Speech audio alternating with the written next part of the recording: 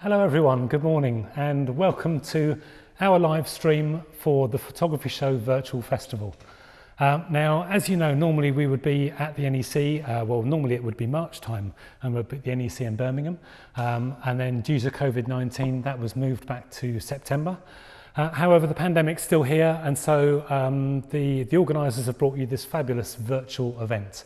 What we were hoping to do today is to bring you a live element to that event. So we've put together some live streams for today. So whether you're at home, whether you're at work, or even if you're on your mobile device, wandering through a beautiful bit of parkland somewhere, you can still come and join us here at our live transmission for Tamron at the Photography Show. Today we have three live broadcasts for you on Tamron lenses. Now on this session we're going to be looking at travel zoom lenses, which I've just got on the table in front of me just there. Then at 1 p.m, those of you that are using the new Sony A7 cameras and similar FE mount cameras can come and join us for the Sony FE mount lens live stream, followed by our last daily session at 4 o'clock today, where we're going to be covering the latest Canon and Nikon lenses that have been introduced in the last few years by Tamron. So just now I'm joined by Alex on the desk, who's going to be looking after the technical side, and we're going to be looking at Tamron's range of travel zoom lenses.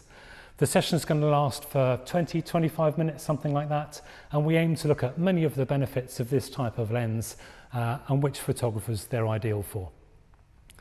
Firstly, let's look at what is a travel zoom. So it's a lens that can do the job of multiple separate lenses. So where you've got prime lenses that are fixed to one focal length, a travel zoom tends to be not only just a zoom lens, but a zoom lens that goes over a much longer range. Plus, of course, if you're having one lens that does the job of several different lenses, it means that you've got a weight saving. So if you're going traveling, it means just that one lens is a much lighter alternative than having lots of different lenses in your kit bag. Plus, size and weight come into it as well. If you're carrying multiple lenses, of course, you need a bigger bag and more weight. So, it's a convenience to go out with the travel zoom quite often. This style of lens was first created from Tamron in 1992 with their 28-200 f3.8 to 5.6. It was their model 71D lens for SLR cameras, film cameras back in the day. This went to be the beginning of a massive success story for Tamron with its amazing zoom capability. It's a 7x zoom in such a small and lightweight package on that particular lens. Now, since then, Tamron have got a history of innovating lenses and developing this type of technology. That 7x original zoom became 11x, became a 15x, and today the 18-400mm lens that I've got just on the table in front there is now an amazing 22x zoom range in a lens that weighs just 710 grams. So it's a remarkable achievement with the glass and the lens technology that's available to Tamron today. So using one compact travel zoom instead of several other lenses also means less bulk. The smaller bag I was talking about, plus with digital cameras, every time you take a lens off of a camera and put it back onto a camera, there's a risk of getting sort of dust onto your sensor, especially if you're out anywhere where there's dust and sand and kind of beachy environments, that kind of thing. So having a travel zoom also cuts down on the possibilities of allowing dust to get in and onto your sensor. Lens optics have also come a long way, and with some of the special elements that Tamron used in their lenses, it means that the optical quality that you now get from travel zoom lenses all round is still excellent. It's really, really good. As an example, however, if you're specifically looking to photograph birds, then compares to our 18-400mm lens that we've got just here. So this is our 18-400mm travel zoom. If you're just photographing birds and things that are a long way away, then it may be that something like our 100-400mm might be a more suitable option, because that will give you slightly better optical quality at the long end because it's designed more for that purpose. So you just need to weigh up what you're going to be using the lens for, and then pick the best lens for your choice. And we're here today. There's a live chat button on our stand, so you can always come and have a chat with us through that live chat, and we'll give you advice as to what lens we think is most appropriate for the type of application that you have. So if we switch to present mode, we're just going to show you a few images that we're going to play out that I've shot over the last 15 years or so using travel zooms. I'm a massive fan of them, and I mean, they played a big part in what I was doing as a photographer a lot of years ago, just because they can offer so many different solutions, especially when traveling or going to places where there's dust, like I say, and you don't want to be switching lenses. I think personally some of the best images I've ever taken have been taken with travel zooms, partly because of the opportunity that was in front of me. I was in some strange places at times and in interesting locations, and having a travel zoom just gave me the adaptability to be able to modify the focal length of what I was doing to shoot the particular application. So I think some of the best images I've taken, like I say, are with travel zooms, and some of the most memorable occasions have been taken with that type of lens. And of course, photography is largely about memories and capturing the most interesting moments in your lifetime. So a super zoom such as the 18-400 VC that we have just here, it's designed to give you a lens that's going to offer you the capability to take pictures whilst on holiday, maybe for family occasions, when you're traveling light, or even just as a cost saving. If you went out and you wanted to buy lots of lenses to cover you, maybe you've got a standard lens 18-55, and you then had a 70-300 lens on top, and then another lens to take you all the way to 400mm. You've got to invest in 4 different lenses to do the same job that this one lens is doing for you. So like I say, just at the weight that it's at, 710 grams, it's a really, really nice package to have that all in one particular lens. So even as a cost saving there, it's a great option. I used to do a lot of camera club talks as well, when we could go out and visit camera clubs. And it was always interesting how people in a camera club, I wasn't sure whether a super zoom, travel zoom was going to be the type of lens that people were interested in that environment. But even in a camera club, people who are there are just interested in photography. And a travel zoom gives you all of those options, wide angle, right the way through to telephoto, and even close focus. So it gives you the opportunity to take so many different pictures in so many different environments, all out of one lens. So if you're just picking one lens that's going to help you develop your photography, I think a travel zoom could be that option. Many years ago, I even used to use super zooms at weddings, just because it gives you a great amount of flexibility. If you're outside and you've got a couple of hundred people in little clusters and little crowds in a wedding environment, you could be taking a picture here of a group of people wide angle, but then just over there in the distance there might be a kid playing under a tree or something. That's just a really nice moment to capture, and having a travel zoom gives you that adaptability and gives you the ability to modify your position effectively to capture that moment. So we're going to take a look at some of the options that you've got and which camera types they fit. So firstly, we're going to look at 3 different lens types today, really. We're going to start with those of you that have got crop sensor cameras. So cameras like Nikon D5300, 5200, D7500, D500, their pro crop sensor camera. Or maybe if you're a Canon user, 70D, 60D, 80D, the 7D series 1 or 2. That's the type of camera that we're looking at here, because this lens, the 18-400 VC that we're going to look at, is specifically designed for a crop sensor camera. We also have the 18-200, which we're just going to have a look as an alternative as well, dependent on budget. And then just after that, we're going to come on to an option I've chosen for full frame users. One of our latest lenses, the 35-150, I think fits really, really nicely into this category.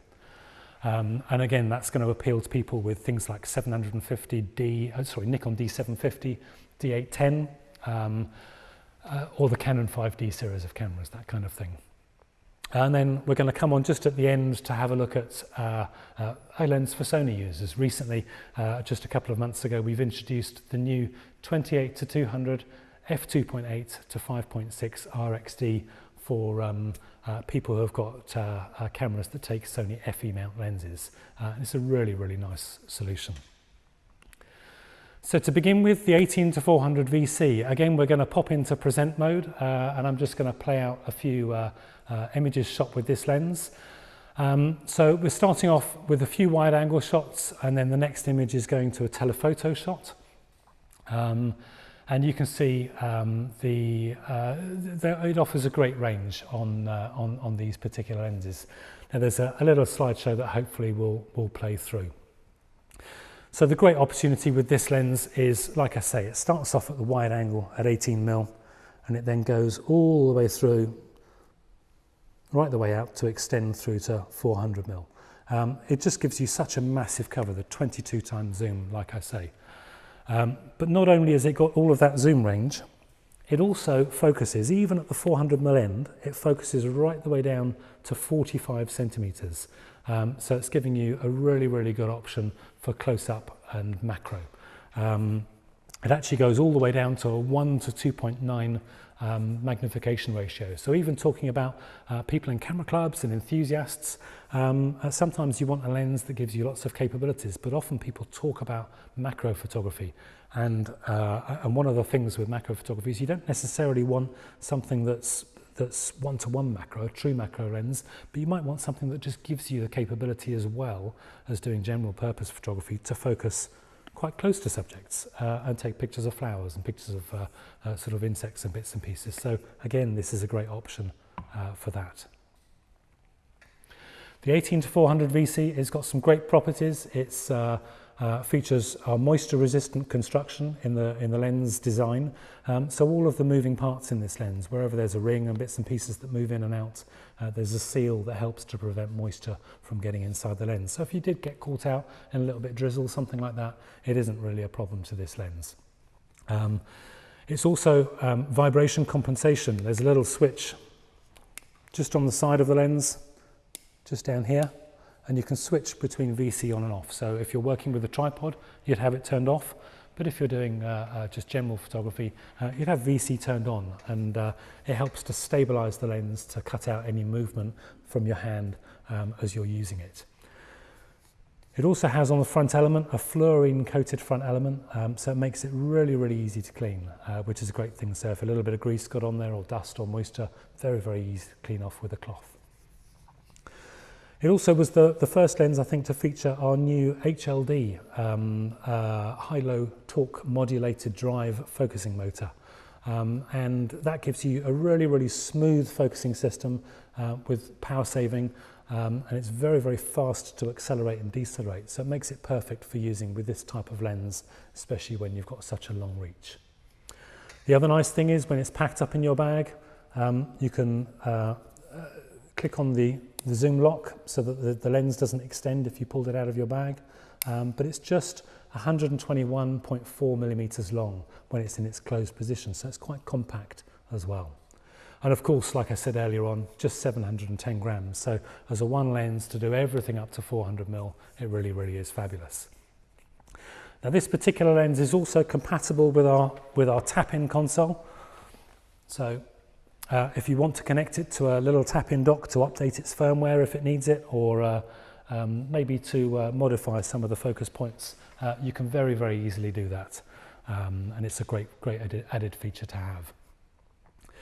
Now the range of 18-400 is, when you put it onto a crop sensor camera, it gives you the equivalent, because of the smaller sensor size, gives you the equivalent of approximately 28mm through to about 600mm. So the reach that you get with this lens really is fantastic in 35mm terms. So it's a really, really nice range. Of course, the 18-400, off the top of my head, these are about £650 high street price. So not everyone's budget stretches to that. So if you're still looking for the range of a super zoom, of a travel zoom, the 18-200mm lens is also a great option. It comes in slightly less expensive. It's a little bit lighter, so it also fits very, very well. It's about 400 grams. It fits really well with some of the smaller crop sensor DSLRs, like the Nikon 3200, for instance, and some of the smaller Canon cameras. Really, really good option, giving you 11 times zoom. So yeah, that's another option as well. It still has some great features. It's still moisture resistant construction on the 18200, and it still gives you VC image stabilization, the vibration compensation system from Tamron. So we're going to move on now, and we're going to look at a lens solution for Nikon users. If I just pick up a camera from down the bottom here, we've got the 35 to 150. Now, this is a really great lens. I'm a real fan of this particular model. It came out last year, and it's designed to give you 5 lenses in one. It's from 35mm right the way through to 150mm, all in one nice convenient lens to pop on your camera. Tamron designed it initially. They're kind of targeting at people looking at it as a kind of portrait solution because it covers off so many different interesting portraits. Tuned for portraits at 85mm, that's where it's really, really sweet as well. It's a nice lightweight option for DSLR users, giving you a maximum aperture though. This is the great thing about this lens for full frame users. Maximum aperture is f2.8 at the wide angle end, closing down to just f4 at the 150mm lens. So it's still a really fast aperture, which is a great thing. It's really useful for creating separation in your subjects. So if you want to take a picture of something and you want the background behind it to blur out, it's a super, super option. Still amazing close up too, and designed to be a single lens solution for portraits, for weddings, for travel, or wherever taking multiple lenses would be a heavy option. This just gives you a really nice simple thing.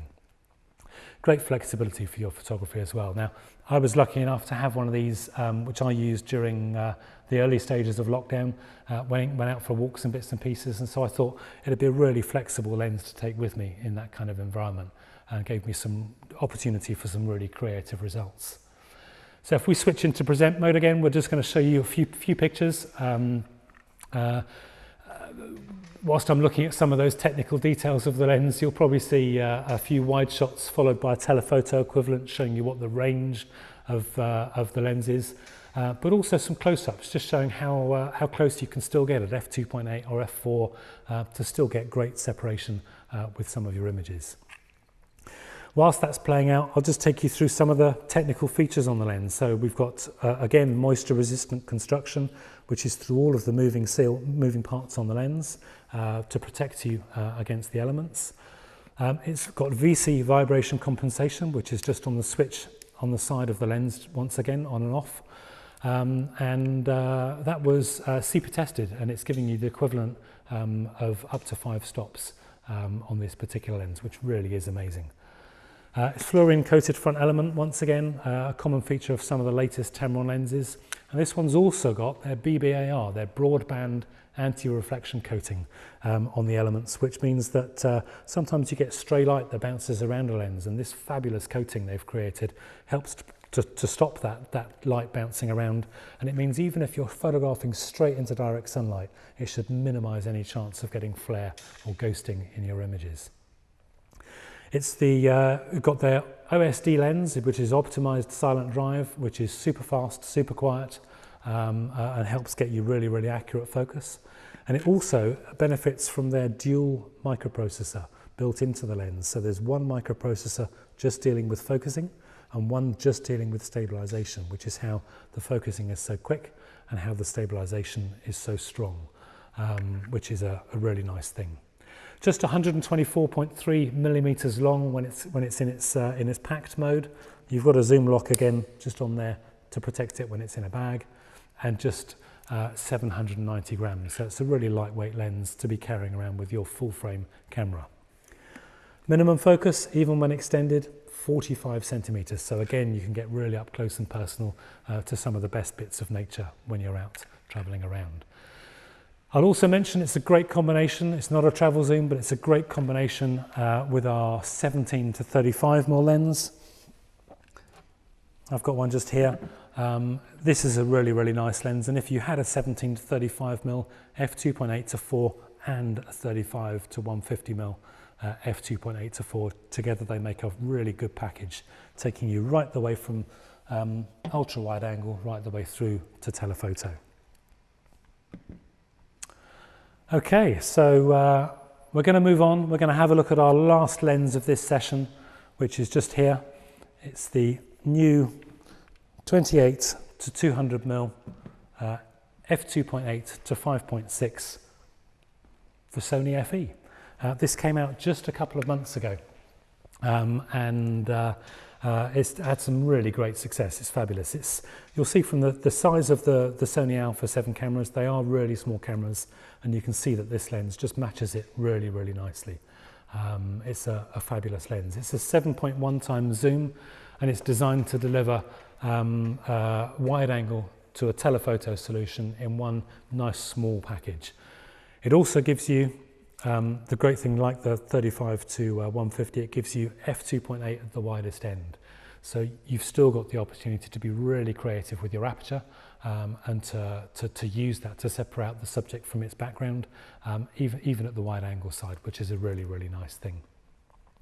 Like I say, it arrived just a couple of months ago, and it's already becoming something of a standard zoom lens to add to Alpha 7 type cameras. So if you're buying an Alpha 7 III, A7 III and A7 IV today, maybe from one of the show retailers, then think about adding a 28 to 200 into your basket, because it really does match the camera body. I'll just bring this up to show you the physical size just there with the camera body, just so you can actually see exactly what it's all about.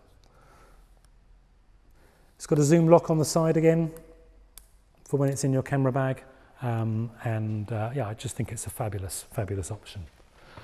It's nice and lightweight. It's just 575 grams, only 117 millimeters long, and one of the lovely things about what we're doing with these Sony lenses is the minimum focus at 28mm is just 19 centimeters. So that means, and that's from the sensor plane, what used to be the film plane. So almost something touching the front of the lens is going to be in focus, giving you a 3.1 times magnification ratio. Really is amazing. Even at the telephoto end, it's still giving you 1 to 3.8 times magnification, focusing with a minimum of 80 centimeters at 200mm. But amazingly, like I say, it's that aperture, 2.8 at 28mm, 5.6 at 200mm, so it's a really, really great package. It was I believe it was the world's first of a 7 times zoom lens, giving you that f2.8 aperture, which is a great thing. Now we're going to play out our last set of images just here, just a few images that have been shot with the 28 to 200, some from me, I think some from other people. And it'll show how effective it can be at separating out the subject from the background, using the aperture to help minimize that depth of field. A couple of the technical features: it's also fully compatible with the Sony Fast Hybrid AF, with their IAF, with their direct manual focus, which I love, because that just allows you to see the focus on the screen of the camera, and as soon as you move the focusing ring, it zooms in so you can see what's sharp. So it's a fabulous thing. Their in-camera lens correction, shading, chromatic aberration and distortion is all fully compatible with the Tamron 28 to 200mm lens. You can also update the firmware of the lens through the camera body, so it's nice and simple, no need for a dock. Now I've been using this lens for a few months and really can't believe the speed of focus as well. If you have it in AFC mode, in continuous AF, it's just bang, bang, bang, bang, bang. It just tracks focus really, really nicely, especially on the A7 III camera I've been lucky enough to borrow. It really is quite an impressive thing. So, especially in such a long-range lens that's so small and lightweight, I think you'll find the balance with the camera is spectacular. So many thanks for watching, and just to recap, the lenses that we looked at in this session are the 18 to 400 VC and the 18 to 200 VC. for crop sensor cameras. We had the 35 to 150, f2.8 to 4 for full frame users, and then its partner in crime, I guess, the 17 to 35, 2.8 to 4. And then for people with Sony Alpha 7 series cameras or similar, the 28 to 200 RXD, the new Sony mirrorless solution from Tamron. Now, if you're virtually wishing to take a lens home with you, we have some exclusive show offers. If you pop back to our stand, you'll be able to click on the link that's on our stand in the window, or there's a buy it button just on the bottom in the text at the bottom. So you can pop through, and we've got 3 retailers that we're working with at the show: Wex, London Camera Exchange, and Camera World. And you can just pop in there and have a look at what the offers we've got available today and tomorrow. If you're interested in more lenses for Sony mirrorless cameras, then come back and see us at 1 o'clock. I'll be doing a live session once again at 1. Come and join us there, and we'll be looking at all 7 of the lenses that we have currently available for the Sony FE lineup. Then at 4 o'clock, 4 p.m, we'll be going through the latest lenses for Canon and Nikon users. So just a selection of lenses that fit Canon and Nikon cameras. Don't forget, we've also got live chat. Pop onto our stand, click on the live chat link, and we've got people there waiting to take your questions, and we'll do our best to answer them as quickly as we possibly can. Plus, there's a competition on our stand, so you could win a Tamron Edition Slide Light Peak Design strap. All you have to do is answer a few questions about some Tamron lenses. That'll come in, and then we'll pick some lucky winners from those entrants. Please also come and join us on Facebook. Again, on our stand, you'll see the link to Facebook. It's Tamron Lenses UK. Come and join us there, and you'll get all the latest information about Tamron lenses. Plus, of course, there is a Tamron Lens Users UK user group. If you've got a Tamron lens and you want to join that community to share the amazing images that you're taking and get feedback from fellow members, just pop into that community. It's a really friendly place and a great place to share your images. So thank you very much for listening, and don't forget, I'll be back here at 1 o'clock talking about Sony FE lenses. Thanks a lot.